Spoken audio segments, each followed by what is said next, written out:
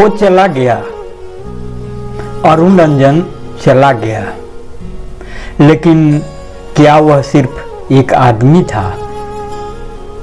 वह उस पीढ़ी का आखिरी व्यक्ति था जो पत्रकार नहीं, पत्रकारिता था, जिसकी कलम, आंख और आवाज तीनों हथियार थे। जी हाँ, नमस्कार। न्यूज लेटर के साथ हाजिर हूँ मैं, राकेश रंजन। हम नमन नहीं करेंगे, हम सजदा नहीं करेंगे, आंसू नहीं बहाएंगे, क्योंकि हमारी दुनिया मरी नहीं है अभी, वह बची रह गई है, क्योंकि अरुण रंजन वहाँ हैं। फेसबुक स्टेटस से बड़ी बात है अरुण रंजन का जाना। यह एक पीढ़ी का, एक मूल्य का, एक दृष्टि का अंत है। नोएडा में उन्होंने आखिरी सांस ली, लेकिन बिहार तो वे बहुत पहले छोड़ चुके थे, और शायद बिहार ने भी उन्हें छोड़ दिया था। आगे की पंक्ति है, शब्द में मेरी समाई नहीं होगी, मैं सन्नाटे का छंद हूं। यही थे अरुण रंजन, जो पत्रकार कम थे, आग ज्यादा थे, जो दोस्त कम थे, अंतरात्मा की आवाज ज्यादा। और ये दुनिया, इसने पहले उनकी पत्रकारिता भुलाई, फिर उनकी बीमारी, फिर उनका अकेलापन, और अब शायद उनका नाम भी भूल जाएगी। लेकिन हम भूलेंगे नहीं, क्योंकि हमें याद है जब लेखक भूख से मर रहा था तो अरुण रंजन खबर बना रहे थे, खाना नहीं खा रहे थे। संपादक नहीं थे वो, जिम्मेदारी का दूसरा नाम थे। लोहे के पंख जैसी किताब का लेखक, लेकिन रोज की रोटी के लिए संघर्ष करता संपादक, फिर भी पत्रकारिता के तेवर नहीं भूले। प्रेस क्लब में सब चुप हैं, कोई किसी से बात नहीं कर रहा, लेकिन सब जान रहे हैं एक आवाज गायब है, एक चुप्पी भारी है। तो आगे की कविता पर वापस लौटते हुए, मैं सन्नाटे का छंद हूं, और सन्नाटा कभी नहीं मरता, वह लौटता है चेतावनी की तरह। तो अरुण रंजन नहीं रहे। अरुण रंजन के बारे में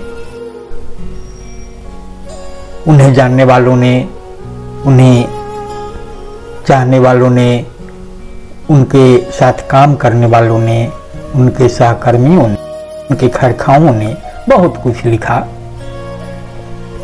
सोशल मीडिया पर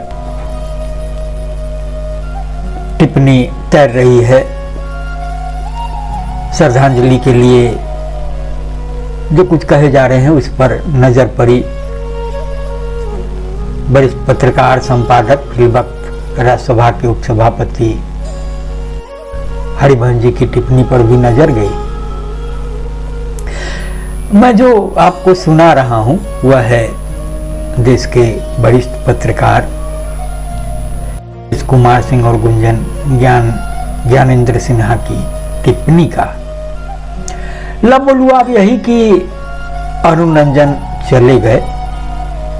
दरअसल अरुण रंजन से मेरा भी वास्ता रहा है, मेरी भी जान पहचान रही है। साहित्यकार, पत्रकार,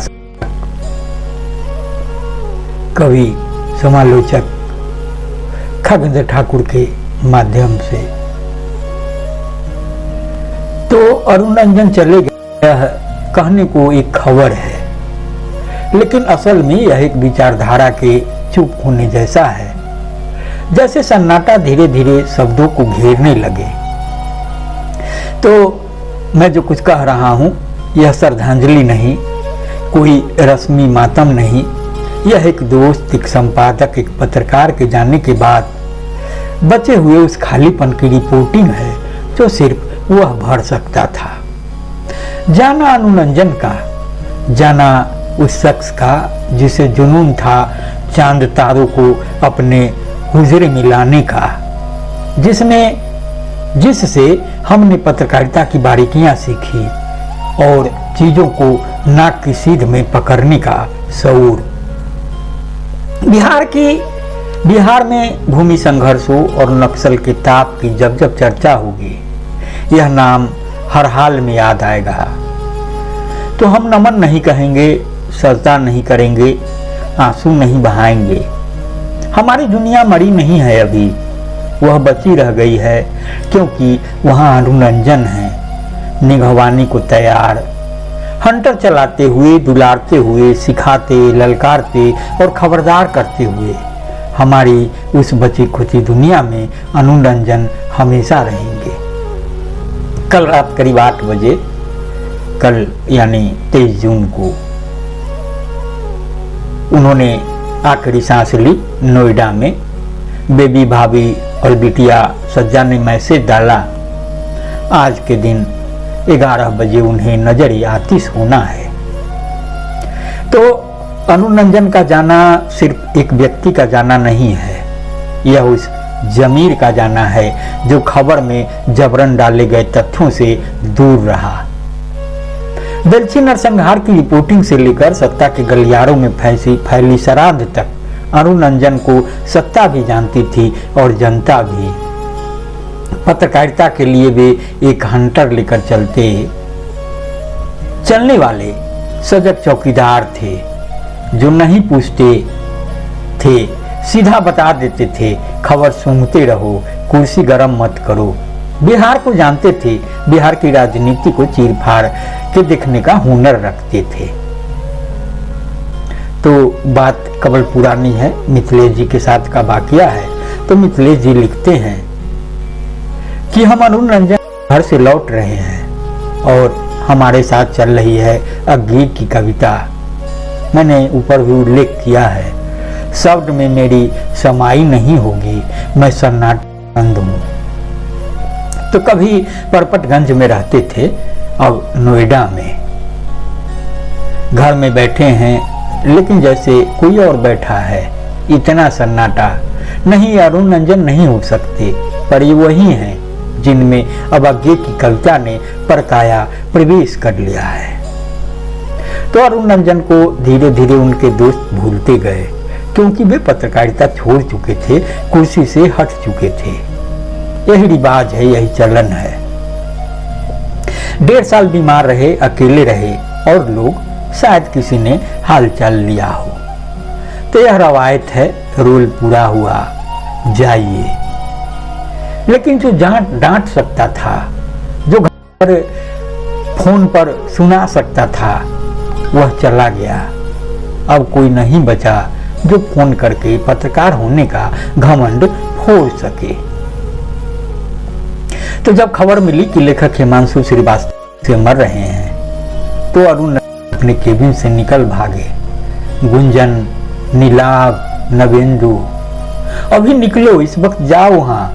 उन्होंने कहा, हम उसे इस हालत में मरने नहीं देंगे। तो आज रात नहीं सोएंगे अनुरंजन, कल सुबह किसी भी हाल में वह हिमांशु श्रीवास्तव के पास होंगे।